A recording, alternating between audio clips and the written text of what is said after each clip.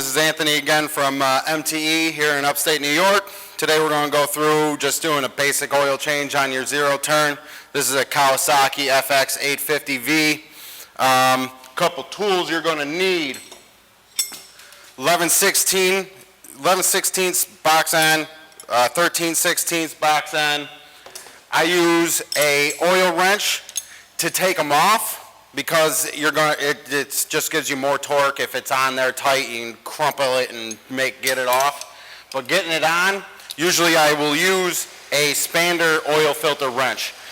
When you're going to get your half a turn to tighten your oil filter, it won't crunch the oil filter down, and it'll hold it. Now there's different sizes oil filter wrenches. The Spander wrench like this has different sizes that you can go up to.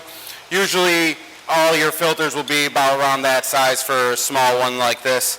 And we're going to get straight into it. Always make sure you got your rags, just in case you start oil going places. Slide your oil catch drain pan underneath your engine. Now this engine has an extra whip to it. An extra whip here. This is where your box end wrenches come in hand. You can use crescent wrench. You can use adjustable wrench.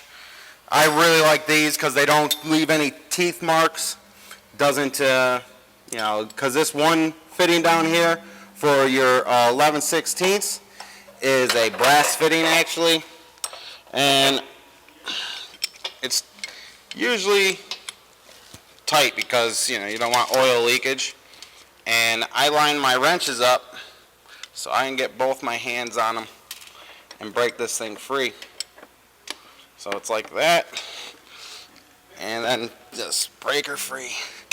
And I always leave the oil cap on while I'm doing this, just because it sort of creates a vacuum and your oil won't flow. Another thing to know, get your engine up to operating temperature. Usually 10, maybe 15 minutes if you're not using it. 15 minutes. Get the engine oil up to temperature. Turn it off. Just know that your engine is warm. So if you're getting in deep and reaching into areas, you might get a hot area that's going to burn you. But usually I just get the drain to where I like it. Open up the cap. You don't have to pull the cap all the way out. You just got to open it up and let the air get in there. And this is going to be a little bit of a longer process, just because you want to wait until your oil is just done dripping.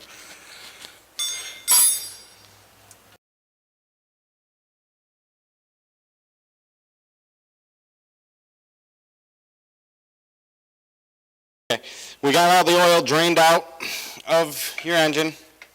I always like to just come back, tighten up the drain plug so you don't forget about it. Because nothing like having to come back with an oil leak when it's just simple as making sure your drain plug is tight. And nice and snug, there it is. Slide her back into her home. There she goes. This is one thing I like to do when I'm about to go do the oil filter. Is take your shop rags, whatever you're using. There's actually some makes and models will have an oil drain for it. That hardly ever works. It's gonna come down and get all over the place. But you slide your pan a little bit under more to where your oil filter would be. Always have an extra one in your hand, and there will be oil coming out of here.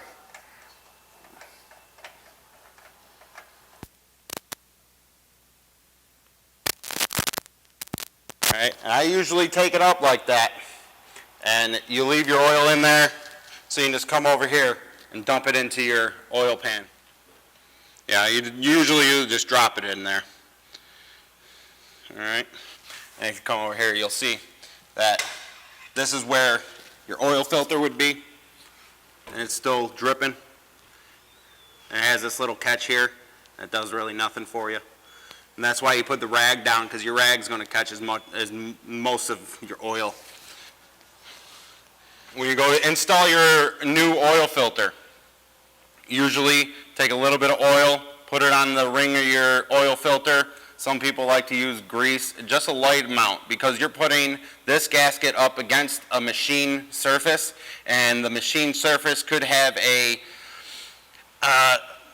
slight edge on it. So if this dry filter was going onto it, it has a chance to catch and crumple, and you're going to end up having a leak on there. Also, when you go to pull off your oil filter, make sure the oil filter gasket ring comes off with your oil filter. If you double gasket, you're going to dump all your oil immediately. And so you just go in here, depending on how you like to move your arms or where it's going to fit, and slide it in here.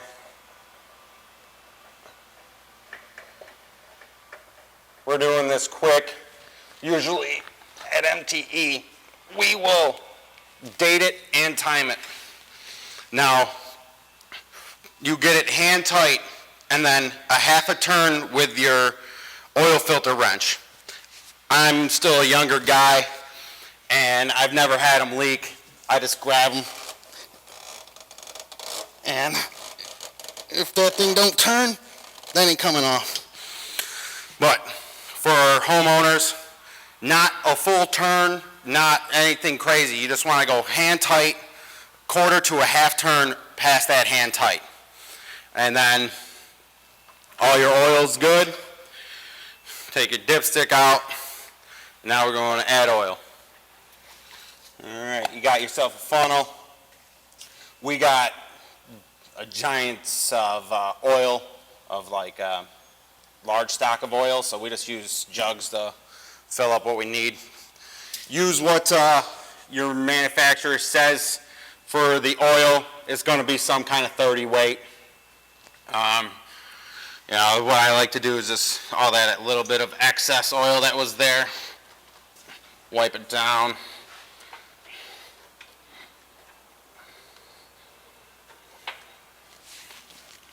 And then, usually, for small V twins like this, it's going to be 1 3/4 quarts to 2 quarts. It depends on your engine, depends on how it's been used, how old it is, you know, how it was broken in. And slowly pour it in, because they will have air pockets that form while you're pouring your oil in, and next thing you know, you're overflowing out of the dipstick tube.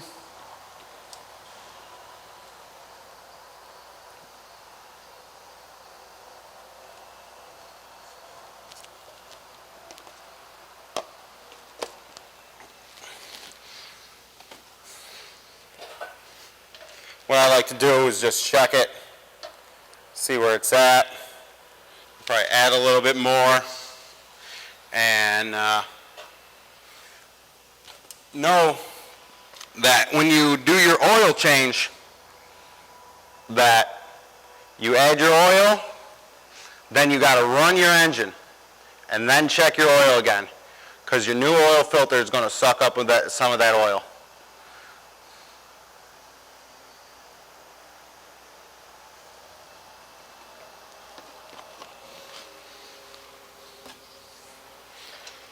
How I check engine oil is you just put your dipstick in, don't screw it in. Just put it in, bring it back out. See, we're right there at the full. Now that we seen that we got enough oil in there, you don't ever want to be like, oh, I'm just going to throw quarter of a quart in, kick it over, and then fill up the rest of the way. Get it almost to full, then kick your machine over. We're going to start it up here in a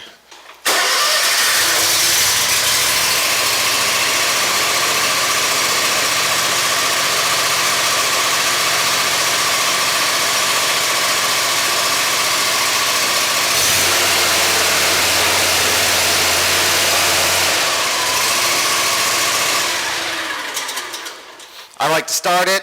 That's about the amount of time you want to start it. I start it, I take it from idle, just only a little bit, maybe not a quarter of an idle, or a quarter throttle up, and then